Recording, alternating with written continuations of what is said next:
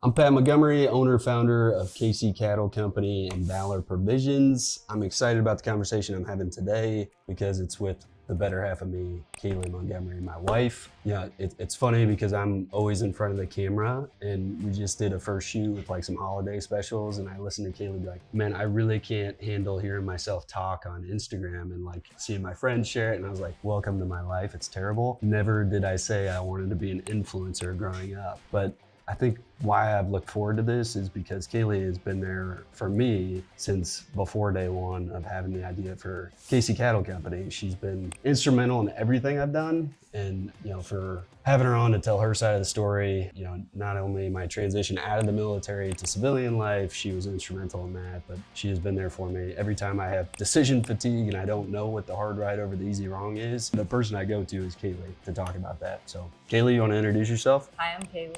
Yeah. I'm the better half. She is the better I'm half. just kidding. Tell the people where we met. Well, technically we went to high school together. We did. Yeah.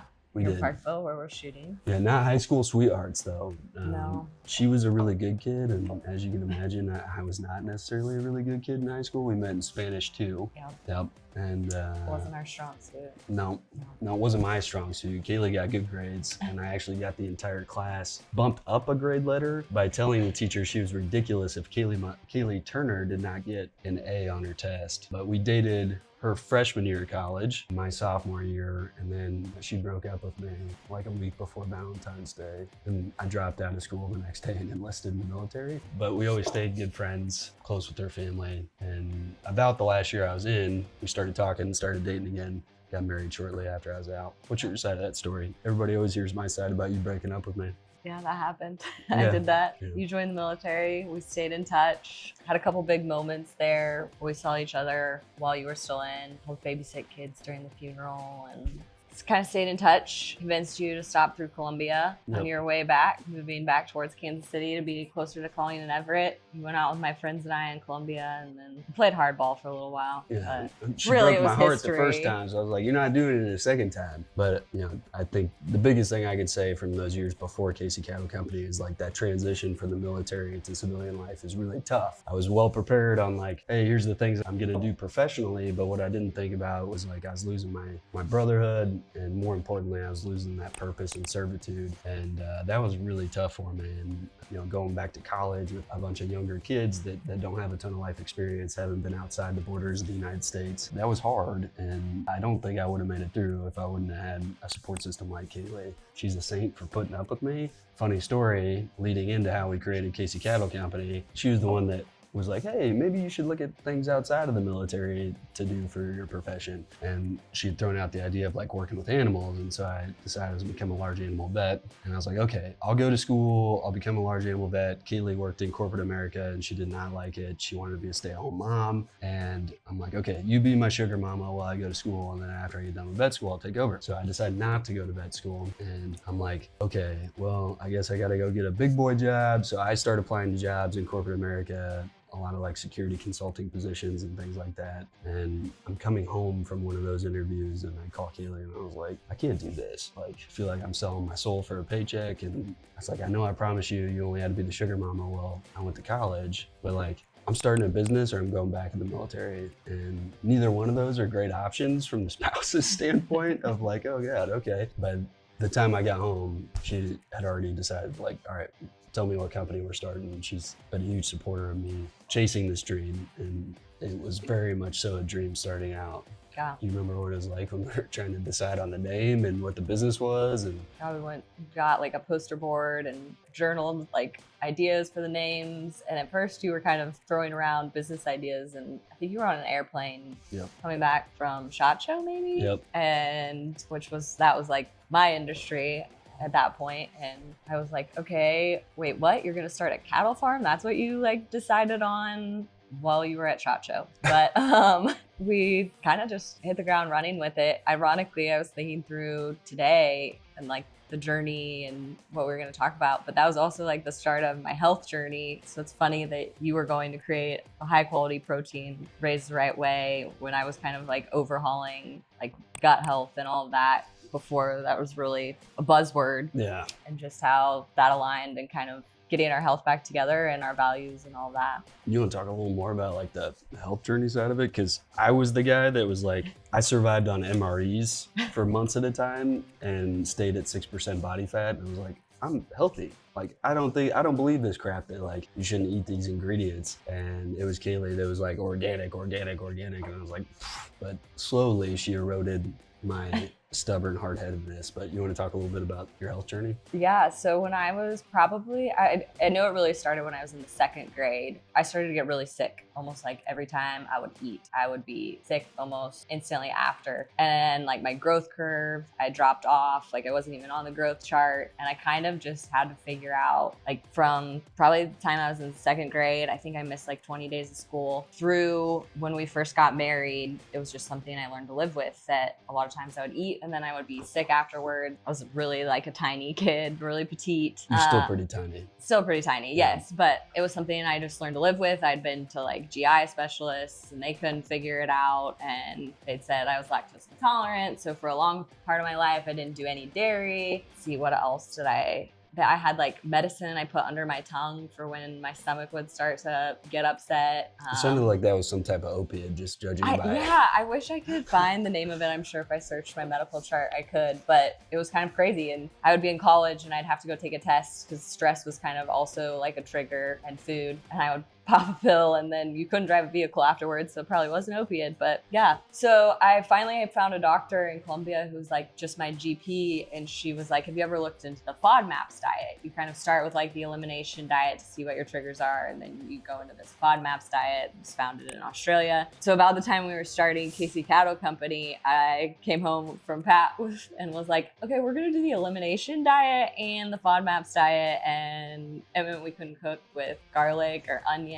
So we did that, and that helped a lot. Kind of figured out like things that upset my gut, but it was kind of like, why can't I eat an apple or have, onion or garlic? And eventually we kind of figured out it was the things they were putting in our food and spraying on our food. And when I went, I would say like 80% organic, I was pretty much healed. Yeah. And what a difference. I could go from like, I would be scared to eat at a restaurant. I would be scared to eat something at someone else's house for fear that I would get sick. And now I can go and I can have cheat days and I'm okay. But it was really, I would say it probably took 5-6 years to heal my gut and get to that point. And really the only thing we changed was our food. We've slowly started to add some of that stuff back in, right? Oh yeah, now you can I can eat an apple. I can have garlic and onion in my food and feel fine. And you should be able to eat those things. Like those things are good for you. It's all the other additives and things that just were ruining my gut health. Yeah, 100%. And I think it played a huge, maybe subconsciously, but probably consciously, like a huge role in creating the vision for Kaleigh Cattle Company, because it sounds cliche now in the world where, everything is farm to table. But the whole premise was like, I'm in the ag school at the University of Missouri. I'm listening to huge, like one of the biggest ag schools in the country. And I'm listening to these professors talk about why we do these things in our food system. A big part of it is like, we had to get way more efficient to feed 7 billion people, right? So how do you do that? Well, you have to have a high yielding crop. You have to raise animals in mass production. So I see both sides. And that was kind of a cool part for me. Everybody asked like, are you from a cattle farm? I wasn't. I grew up in a rural area, but like the closest I came was bucking hay during the summer for beer money in high school. And so the crazy part for me was like kind of getting planted in that world of large ag and going to that school and seeing that side of the point of view, but also like coming home and watching Kaleigh go on this journey. How do you be healthy in a world where when you're going to the grocery store, everything you're choosing is the least poisonous option? And so I'm like, man, what if we create this company that cuts out a whole bunch of the middlemen in the food industry, and we bring a really high quality product direct to consumer? And that was the whole premise for Kaleigh Cattle Company. And Valor Provisions. I think we saw the difference meat, like beef made, that we were raising. It was like, okay, probably not going to be the chicken farmer or the pork farmer. Can't do it all on the land we have, but let's go find people that are doing it the right way. Yeah, and I think for Valor, for me, it was just getting pissed Yeah. that like this is the country I did fight for, but I'm gonna more so say like that my friends died for. And across the board, no matter the industry you're talking about, at best it's controlled by an oligopoly, and at worst it's controlled by a duopoly. And I don't think that's right? That's not true capitalism, not even close. Especially when they're controlling the regulations and laws that make it really tough for a small farmer in Western western Kansas or Missouri or Nebraska, your flyover states that I love, to bring a product direct to the consumer. And we'll get there. But going back to like those early days, whiteboarding, we came up with the name for Casey Cattle. We figured out the URL was still available. We mentioned it, but I really wanted Casey Stockyard. There's a rich heritage of like Kansas City was the hub for cattle back in the early 1900s, late 1800s, where all cattle from the West came to Kansas City. And there was actually a crazy fire. I'm gonna mess up the date, but there was a crazy fire where actually like 1.2 million head of cattle burned in the West Bottoms of Kansas City. And so this is a very rich cattle heritage city, and so Casey Stockyards is what I wanted. Thank God I listened to Kaleigh, because she was like, that's a really bad name. You're like trying to create a farm to table company and then you're calling it Stockyards, which makes people think of feedlots. So I'm like, fair point. So we went with Casey Cattle. You know, we literally started the company with the money we made from selling our first house together, a little bit of your savings, and I didn't have much savings left, but that was really like it was like less than 15,000 is what we started Casey Cattle with. Yeah, and then we had a couple people that really believed in us that helped Yeah. kind of the rest of the way. But I can still remember summer, we still lived in Columbia in our starter neighborhood home with like a little fenced-in yard, and by little, I mean little. And you went to a cattle auction, and I remember being like, you can't buy any cows. Like, our HOA will not let cows in our backyard, and you bought 2 cows. Yep. And you didn't even tell me until you were like, they're going to live in Texas, so it's fine. And then didn't your trailer blow 2 tires? My And it was old like buddy the Eilers heat from of Ranger summer. Cattle. Yep. Shout out to him, and been instrumental in this entire journey as well. But yeah, I went down to Springfield. I had 0 cell phone reception, and we borrowed a trailer from Poplar Bluff, Missouri, which is like a 4-hour drive from where we lived in Columbia. And the trailer had not had new tires in a long time. So we picked up cattle at like 10 p.m. I was supposed to be back in Columbia, I think that night. So I was supposed to get back at like 2 a.m. 0 cell phone reception. We blow the first tire like 30 minutes into the drive, throw the spare on, the spare blows another 30 minutes into the drive. We still have 3 more hours to go, and we're stranded on the side of the road. It took me like 48 hours. I had no comms for like 36 hours. Kayleigh's like, I thought you were dead. So I'm glad you're alive. Well, I'm glad the cow survived too, because it was the heat of the summer. It was the heat of and summer. it was the calf and a mom. It was a calf and a mom. So there's always great stories along the path. But all right, so we create Casey Cat. We buy our first couple of cows. We end up moving from Columbia back to Kansas City. 2017 is when we moved out to the property in Weston. We're still doing some restaurants. We were slinging, strip steaks out of the back of my pickup truck to local customers. We figured out a lot of hard lessons selling to restaurants and doing things like that. We switched to selling to strictly e-commerce in 2018 and figuring out shipping. What do you remember like those early years, 2017, 2018? I can remember being really pregnant, and you had to go like knock on the restaurant door to get a check once. It was date night, and it happened to be right next to somebody that hadn't paid me. And I was like, oh wow, this is a stressful business. I was doing my MBA too. Yeah, a lot of local delivery. We had big supporters in Kansas City, which kind of led to the store. That was back when we did local deliveries on Fridays. And then bringing the kids down from like the time they were born. We had Jeremy in 2018, and then Rowan there at the beginning of 2020. It's kind of just try and figure out what sticks until the hot dog kicked off in 2019, right? Yeah. Yeah. And that, like my side of that, Kaleigh got pregnant, and with our first, we've got 4. And I remember being like, okay, I've got 9 months to get my poop in a group and get this company like rolling, or I am gonna have to shut this thing down. And so I remember 2018, I was actually talking to the FBI. And we weren't a real company yet, right? So I didn't have big boy loans and all those other things. So nothing was really keeping me from shutting the doors or making it much smaller and going and doing something where I could pay the bills. And the hot dog was kind of what solidified things, where we went from shipping 20 orders a week to having 12,000 orders, come in a 24-hour time period. What do you remember from the hot dog extravaganza? Yeah. Kaleigh, if you were sending emails to us during the hot dog thing, Kaleigh was probably the one that was responding to you until the wee hours of the morning with the newborn. Or pregnant with our second. Mm-hmm. Yeah. And Jeremy was kind of a newborn. And still working a year your and day a half. job. And I was still working my full-time day job. Yeah, that was crazy. I can still remember I was working my full-time day job. It was a little bit late in the day. I want to say it was like 5. I was working a little late that day. I worked from home kind of before COVID, which was interesting but helpful when we were starting the company. And all of a sudden Shopify started like dinging. And that was back when Shopify was kind of new.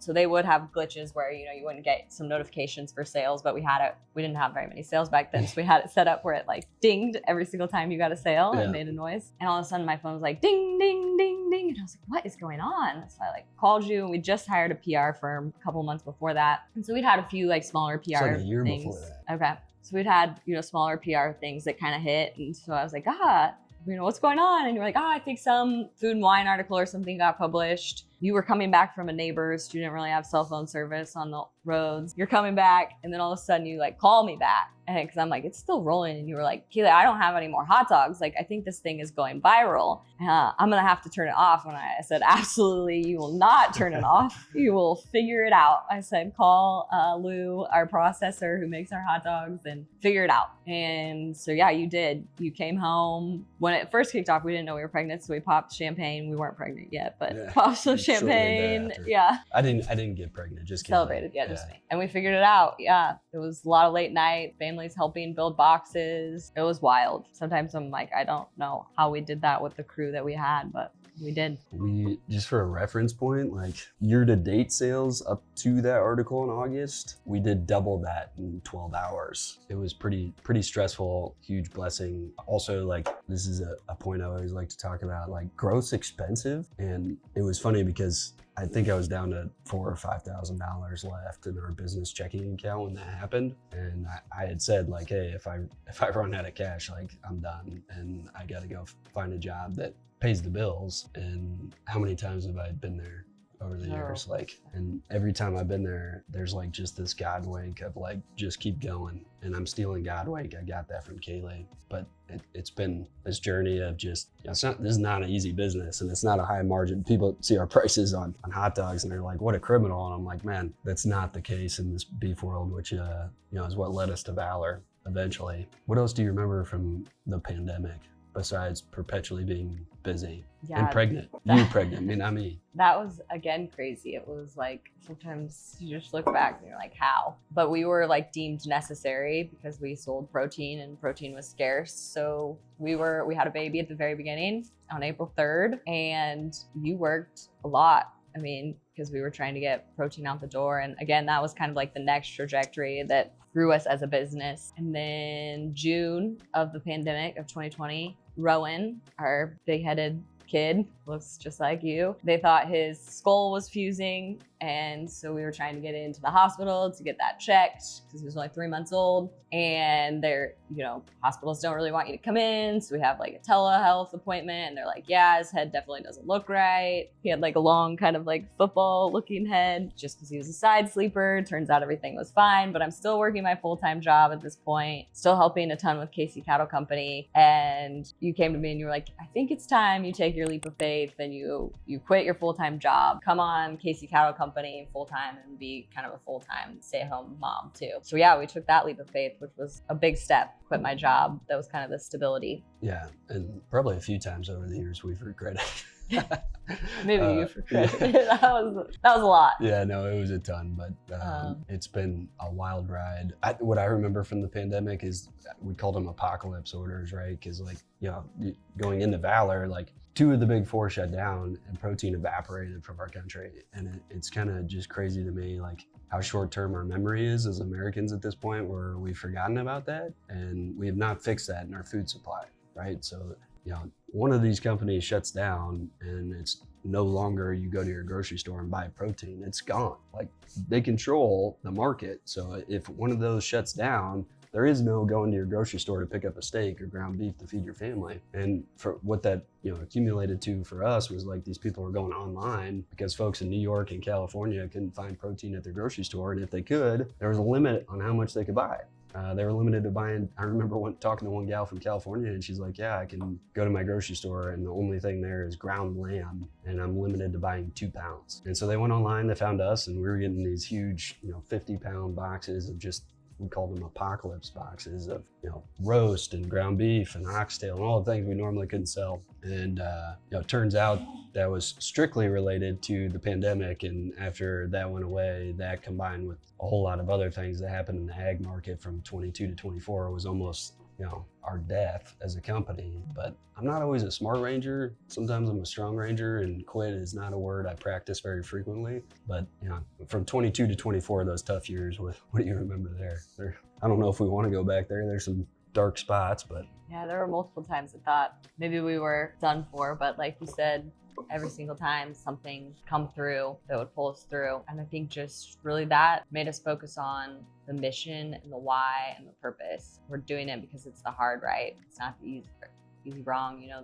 We have to set an example or be some that are setting the example of how it can be done. Yeah, we talked a little bit about Valor, but that was seeing what happened when 2 of the big 4 shut down, combined with what transpired in the ag market from 22 to 24, which was really the exportation of our protein to countries that don't always necessarily like what we do in America. And you're sitting there, and as a guy that used to think only about security, I'm like, man, this makes no sense that we are exporting food or importing food from countries that hate us, and especially being the most natural resource dense country in the world. Why are we doing this? And for me, I got pissed, and I put my faith in something bigger than just the bottom line in the spring of 24 there. And all of these pain points that I experienced in Kaleigh Cattle Company, I was able to apply that to creating the vision for Valor. And when I say I mean we, because I would have this idea and I would bring it to Kaleigh and be like, hey, tell me like what you think about this. And more than any of my mentors, I value Kaleigh's opinion because she's incredibly intelligent, but more importantly, I know she has the same moral compass that I do. And so she's always the kind of reference board for me on ideas. So instrumental in creating Valor. You talked about the hard right over the easy wrong. I think one of the things I experienced with Kaleigh Cattle was I didn't come from substantial means. I went into the military after I got out of high school, where I won't say I was rolling in dough. And then we had this like overnight success, and I think I got distracted from what truly matters for a couple years within the business there. And that experience of 22 through 24 of just getting my teeth kicked in every single day when I went to work. I think one of the misnomers that we have as Americans is that your life is supposed to be easy. And I couldn't disagree more with that. I think the harder you make the life and the more purposeful you choose to make it, the more fulfilling it becomes. Life was not meant to be easy. I think we as human beings are wired to go through tribulations throughout your lifetime. And the more you stay in a climate controlled office where you have a cushy paycheck and no purpose, I think that's a lot of the issues we're experiencing as Americans now. You got anything to add to that? Yeah, I think that was a huge lesson in 2022 to 2024 was that life isn't easy, but it doesn't mean it's not what it's like where you're meant to be. And you just have to keep going one foot in front of the other and realize that the mission is bigger than you. Yeah. We're not here just to live our life. We're here to live our life for others. And so really making sure you do that and you leave it a better world than it was before you. Remembering that every day. Well, I think for us, we talk about it all the time. Like, we got 4 small children. Our oldest is 7. I know she's a saint, but it's not an option to just be like, America's in a terrible place. Like, let's just roll over and watch it implode. It's like, let's find how we can make a small difference and have the biggest microphone possible to talk about not left or right, because I think it's all bullshit, excuse my French. Let's stand for something bigger, like the ideals that our founding fathers that they laid out when they created the Declaration of Independence in 1776. I don't think we've ever achieved that. It's still a goal for our country. And I do think having freedom and the freedom to maneuver, to pursue happiness is still something we're trying to achieve as Americans. And I don't think it's left or right. I think it's the American flag, and that doesn't belong to a political party. But having those 4 kids, I mean, it's motivation every day for me to come to work and stand for something bigger than just a paycheck. I think like agreeing to disagree. I think Valor Provisions is like, we've got Wagyu beef, but we've also got grass fed, and we love our Wagyu beef, but there's also a place for grass fed, and it's not saying either's wrong. We can agree to disagree on what kind of meat we want to raise, but like, we're all people doing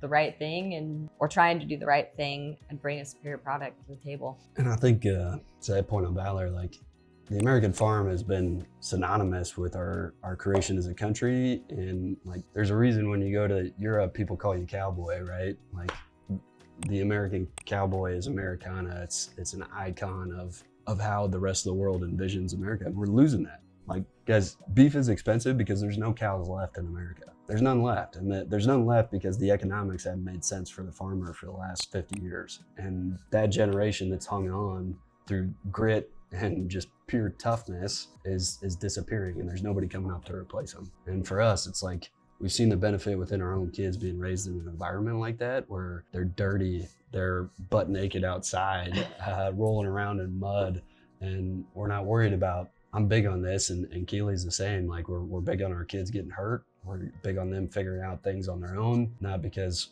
we're parents that aren't very intentional about how we raise them, but because we don't think they should live an easy life. We want them to experience what it's like to get hurt, so that we can be there to teach them the lesson that they should have learned. But yeah, just was that last week we had a calf, kind of like an calf, I guess you could say. Had a steer, wasn't a steer. Yep. And our ranch manager would know better, but it was a small calf, didn't have much will to live, but our oldest was down there with me trying to get it to take a bottle, and I tried to, prep him, like, I'm not sure this calf is gonna make it, buddy. Like, doesn't look very good. I haven't got it to eat in 24 hours. We're like, this isn't looking good. And our oldest was like, still, Mom, I'm coming to help you. And he got all dressed, and this is in the middle of a blizzard. Yeah, of course, like, not a blizzard, but our first snowstorm. I hate snow, of course, so this happens. And it's a cold snap, and the weather went from like 50s to 20s and teens, and so really bad timing. The mom was not a good mom. A couple Wagyu moms that probably need to no longer be moms. Yeah. They haven't had great luck with calves, but he was determined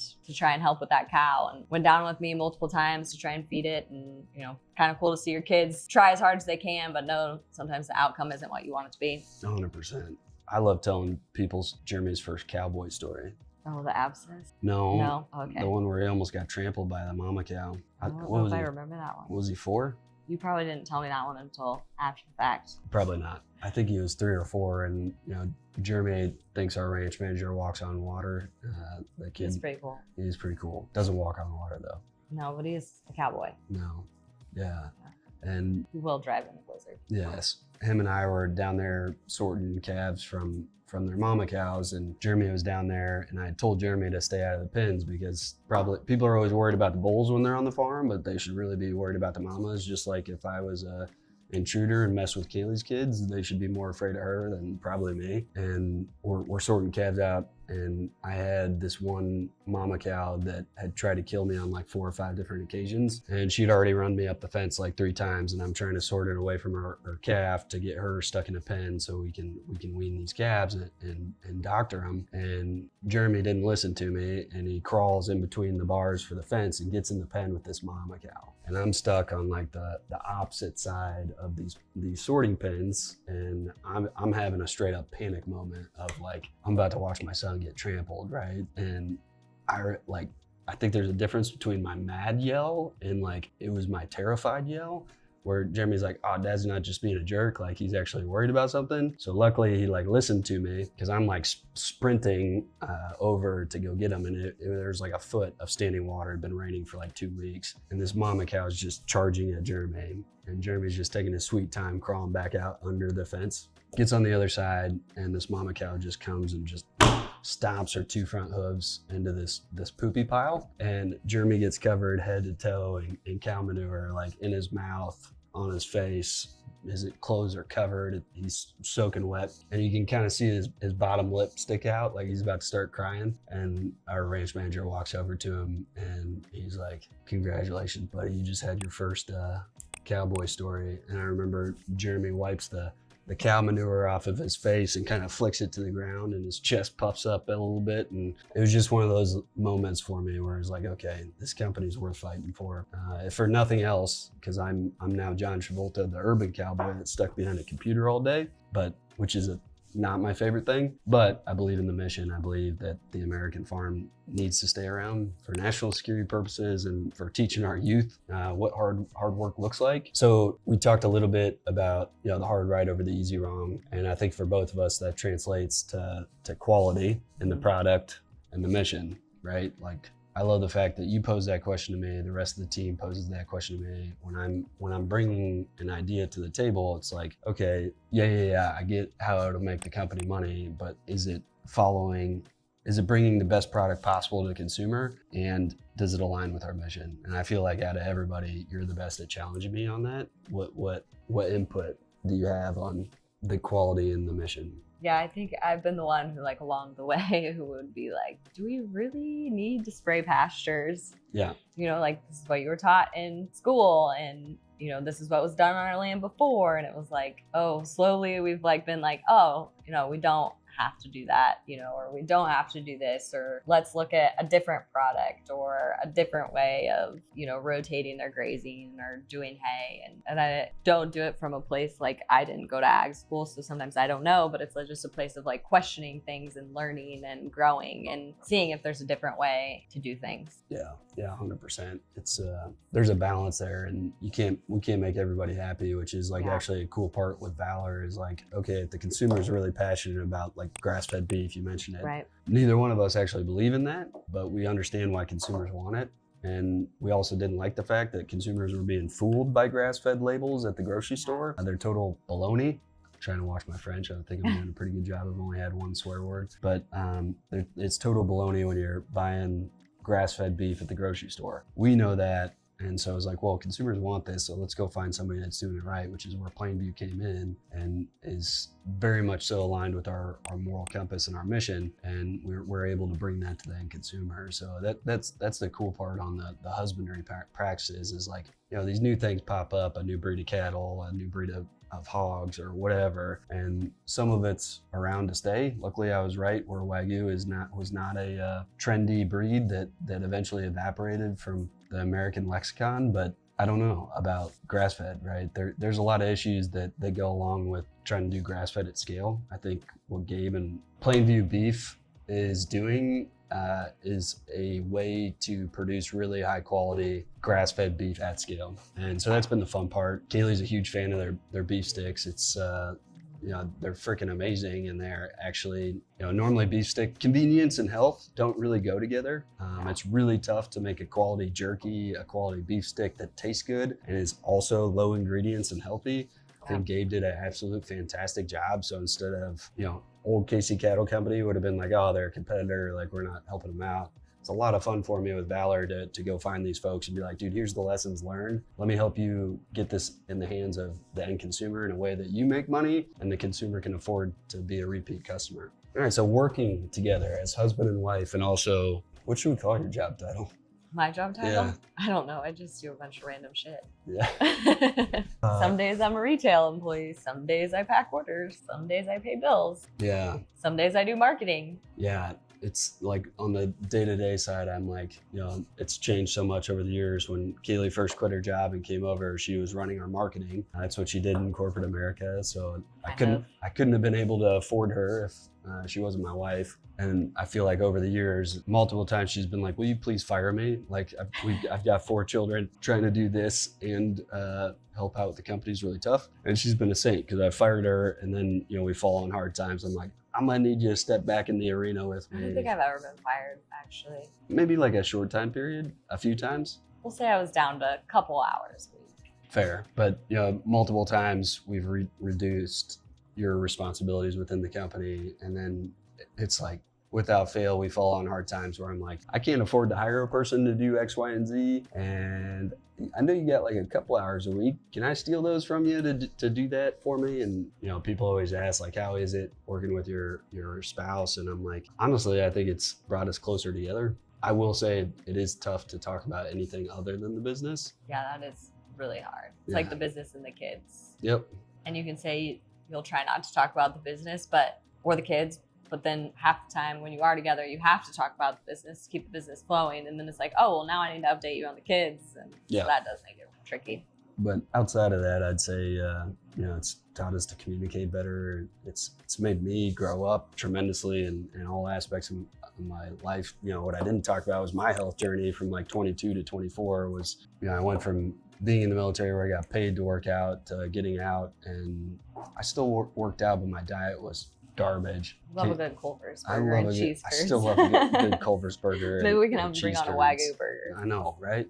I went through a TBI treatment in 22 that kind of was the precipice of my health journey and cleaning up my diet and getting my blood work ironed out and in a good place. And man, I think that's the best thing I've done since I turned 30, because I felt so terrible all the time with my low energy levels, and I didn't feel confident in the skin that I was wearing, and cleaning up my diet, getting back in good shape. I don't tell people about this, but that was right when the carnivore diet was starting to proliferate, right? And I'm not a proponent for it or a proponent against it, but I was like, hey, this is super interesting. I've been told my entire life that red meat's gonna give me a heart attack and kill me. I'm gonna try this. I'm doing blood work every 6 months for this health journey. I'm gonna see what this does to my health. And I did it for a version of the carnivore diet where I was eating roughly 1.5 pounds of ground beef and a steak a night, all Wagyu beef. It wasn't grass fed. And I eventually had to stop because I couldn't stop losing weight. I went from almost 200 pounds to 165 in 6 months. But I don't think that's a diet you should practice in perpetuity.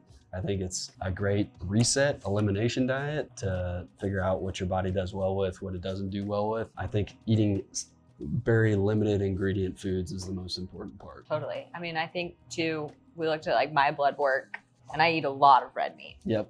I would go to the hospital to have our babies, and they would be like, oh my gosh, I've never seen iron this high. Yep. And so obviously I eat a lot of red meat. You go to kind of get your blood work. Us growing up was the era of no eggs, no butter, Yep. and red Salt. meat, Salt was killing high us. cholesterol. I eat all those things and a lot. It's all we eat. Yeah, a lot of high quality salt. And it was funny, my blood work cholesterol was perfect. I don't really eat any seed oils, unless we eat Culver's, eat minimally processed. And so I do think there's so much value in what you feed your body and your mind, but that's a whole nother conversation. 100%. In today's world. 100%. And I know all those are touchy topics in today's world, but I think the biggest thing is flip over that package and look at the ingredients.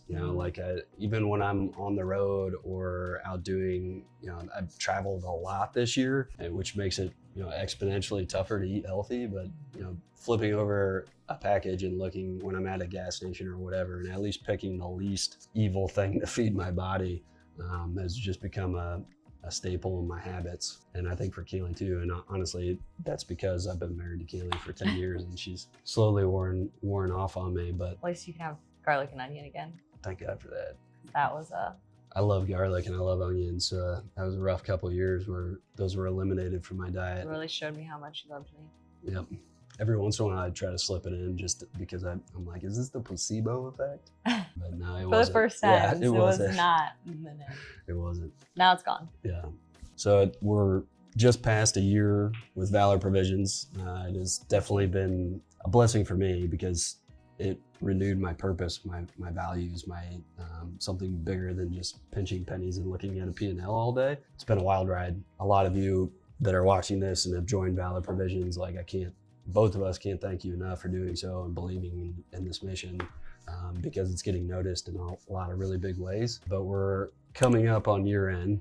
We're in the throes of busy season and we've got a lot going on for 2026. Out of all of the craziness and chaos that is the company and our family life, what are you most looking forward to with Valor Provisions and Kaleigh Cattle Company in 2026? I'm really looking forward to watching Valor Provisions grow, bringing on more vendors, bringing on more farms and ranches. It's just really cool to be able to bring farm to table to the internet where maybe you can't make it to the farmer's market. That's hard for us in our season. We've got sports games or whatever on Saturday mornings. And so kind of bringing that model online, I think is really cool. So I look forward to seeing who else we'll bring on. Yeah, we used to sell seafood through Kaleigh Cattle Company. And so we're exploring that option for Valor now. And there's a couple companies out there that I think are doing some cool stuff with because the whole thing is some people believe in farm-raised seafood for environmental reasons, and I don't disagree with that. And some people believe in wild-caught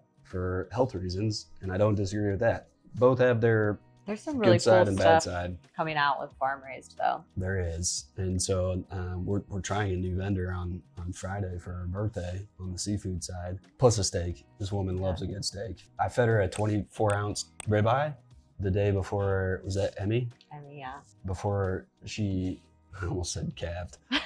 Before she birthed our third child, and But you got to deliver, but that was cool. yeah. That was cool. Yeah. Her iron levels were like off the chart. The doctor was like, what? It's like, this woman can eat a steak, and she ate the entire thing. You need that iron and that fat. Yep. It's good for the cells, good for the body. So, like I said, Kaleigh's been part of this journey since the very beginning. After the hot dog thing, and even before that, we still have a really tight-knit group of customers that have kept our doors open. And whether I'm answering a phone call or an email or packing an order, like, and Keileigh's the same, like, we actually talk about those customers at the dinner table and just how thankful we are for them, because they help us keep our doors open and feed our family and be able to pursue this mission. And I think we just sent out a survey on it wasn't really a survey. I sent out an email that I had written to all of our Valor members about a week and a half ago for Thanksgiving there. And the feedback we got, I recognized a lot of the customers' names from Casey Cattle Company, probably about half of them. It's actually why we're here right now, right? Like, you guys want less of the salesy stuff on social media, and you want to hear more about the story, the mission. After going through that, and it's just cool. You guys, the deals that we offer on Valor, yeah, you mentioned them, but it was like the last thing in the emails that you gave back to me. It was a lot more about the story and journey that we've been on. It's about being veteran owned. It's about American ideals. It's about the fact that we're not over here talking about left and right, because I think they're both incredibly crooked and corrupt. It's about resurrecting these values that are dying in America. And I think there's about 80% of America that agrees with us that we're not in a good spot. And the only way we take it back is we start talking about just being good neighbors and good friends and good people. That's why we're here right now. We can't thank you enough for taking the time to reply to that email. In today's world, especially right now, where your emails getting blown up with all the good deals, including from us. But just incredibly thankful for this journey we've been on, and even the hard spots have been huge growth points for me as a person, and have made me a better husband, a better father, a better person. And I would argue that it's done the same for Kaleigh too. It's been a wild and crazy and stressful ride, but we're thankful for it. A lot of times I would take a firefight in Afghanistan over some of the stuff you deal with as a business owner. So still crazy, but yeah, the stress is high sometimes as a business owner, but there's a reason. Yep. We do what we do, so thank you for that. Anything you want to add? I don't think so. With so many supporters out there shipping orders, I could still, when we were cutting over new systems, working to go to the 3P, I would be like, oh my goodness, I already shipped that person's order. I just double shipped it. Why is the shipping not showing? And we have some customers that are so loyal. And as we dug out of the hot dog thing, they had multiple orders that we were shipping. And it was like, oh no, I'm not crazy. I know that name because of the customer that they are. So that was kind of cool to see. Yep, I love it. I love it. Guys, I appreciate you taking some time to listen. You've heard my side of the story plenty of times. I wanted to bring Kaleigh's perspective because it's powerful. Yeah. And she's a great person. So she's probably like, please stop asking me to come be on camera. I don't want to do this. But as long as I don't have to see it pop up on my social media. It's going to pop up on No, your it social does, media. So someone tags me in it. Yep. It's fine. But It's okay. thank you guys. Yeah. Thank you. Merry Christmas.